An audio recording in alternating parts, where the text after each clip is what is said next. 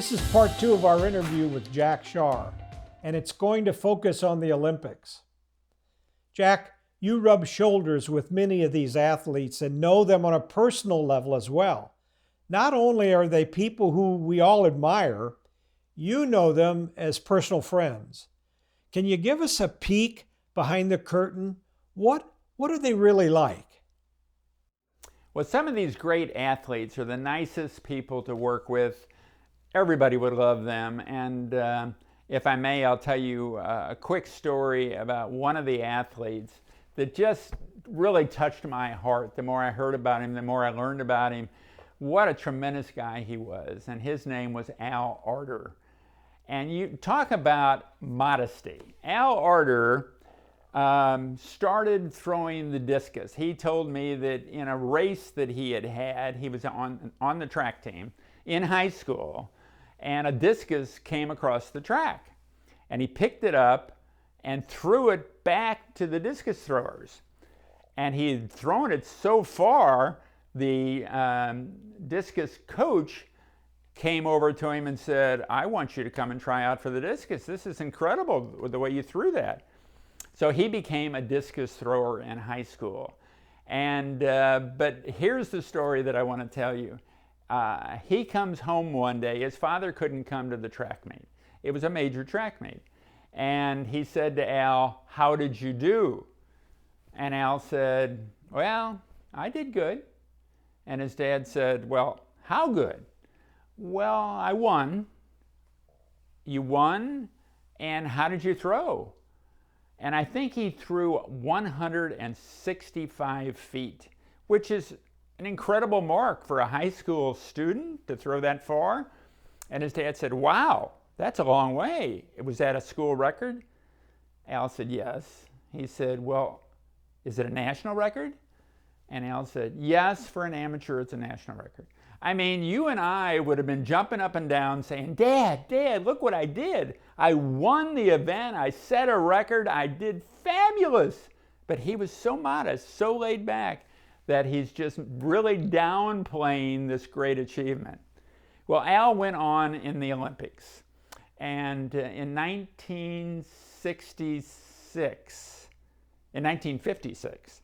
he competed in the Olympic Games and won the gold medal. He went in, he was only 20 years old, went in, not even expected to medal, and he won the gold through like 190 feet, which was incredible in those days.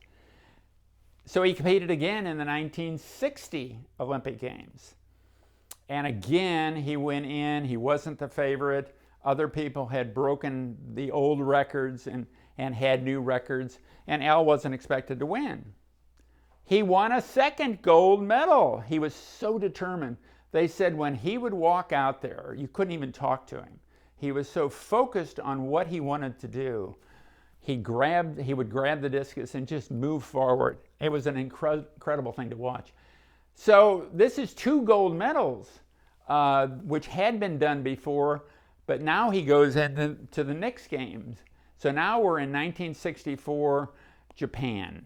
And Al goes into this game. He had fallen and he had cracked a rib. Well, you can imagine when you're throwing the discus with a cracked rib, wow.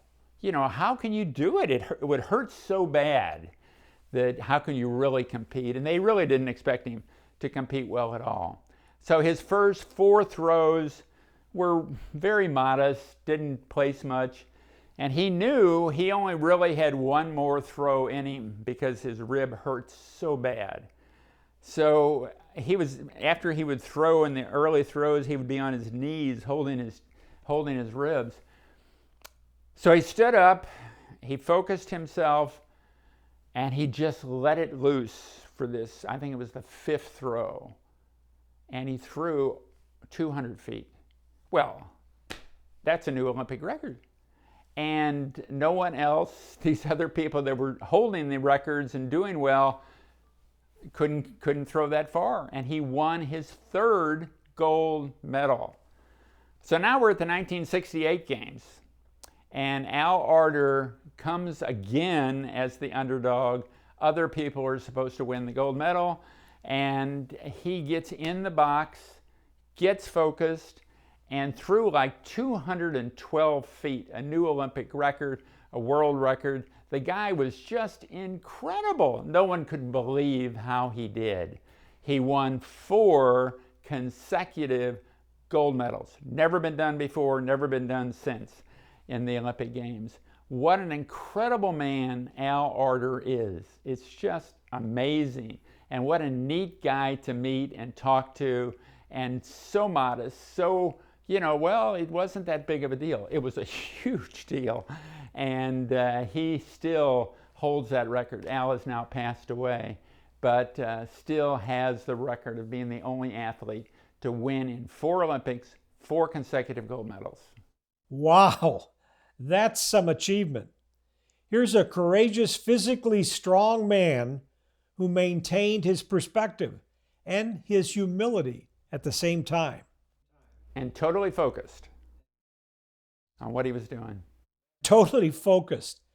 That demonstrates remarkable courage and grit. Al Arter was a great Olympian gold medalist 4 times, you said. We'll be right back. Knowing how to turn knowledge into wisdom is brain fuel. And you can pour that fuel into your head with the help of Brain Pathways.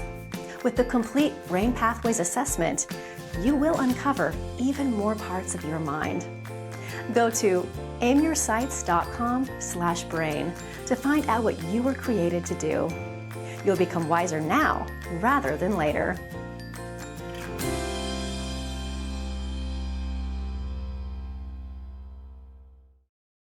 Jack, we're back.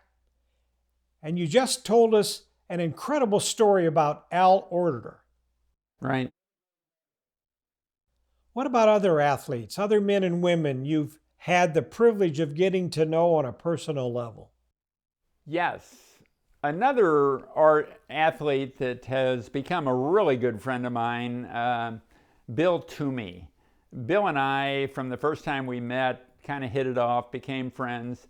And Bill tells a wonderful story. He competed in the 1968 Olympic Games. And Bill talks about coming onto the field. And early on in these competitions, you're given a couple days to train on the venues. And so Bill, the day before the Olympics began, was going through different jumps and pole vaults and runs and hurdles. And as you know, the decathlon is 10 different Olympic sports. When you win the decathlon, you are the world's greatest athlete. And that's what they put to you because you've won 10 categories of the Olympics. So Bill has finished his little workout that day and is cutting across the field going back to his room. Carrying his gym bag, he's in street clothes, and he's walking across, and 2 Germans were the favorites for the decathlon. They were the guys that were supposed to win first and second place, and if Toomey was lucky, maybe he would squeeze into third or not even medal. So he's cutting across the field, and the Germans are still on the track, and they're in the pole vault area. Well, the pole vault was Toomey's weakest sport. And so one of the Germans pole vaults higher than Toomey had ever gone in the Olympics and gets up and says, "Toomey, see that?"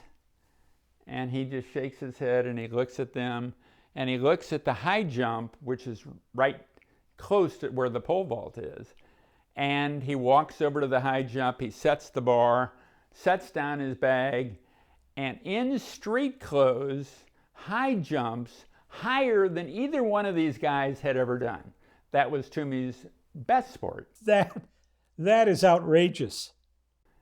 Well, he went on to even set a world's record in another area of the 10 areas.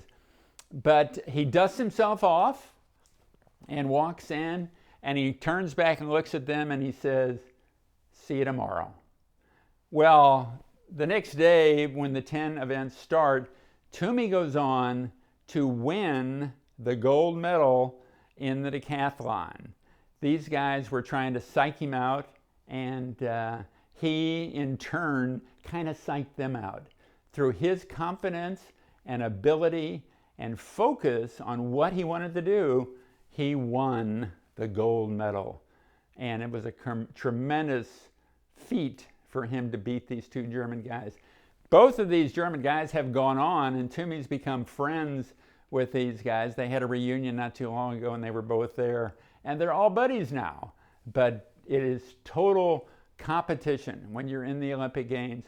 As Bill described to me, when these Olympic athletes come together, you're bringing together the top athletes in the world in each of these categories.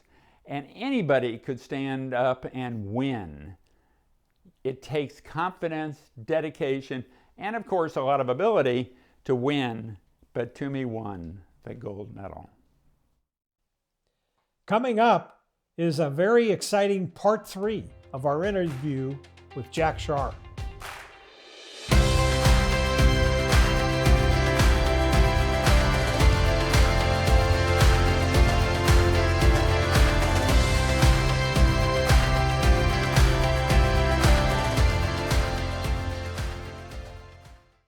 Knowing how to turn knowledge into wisdom is brain fuel.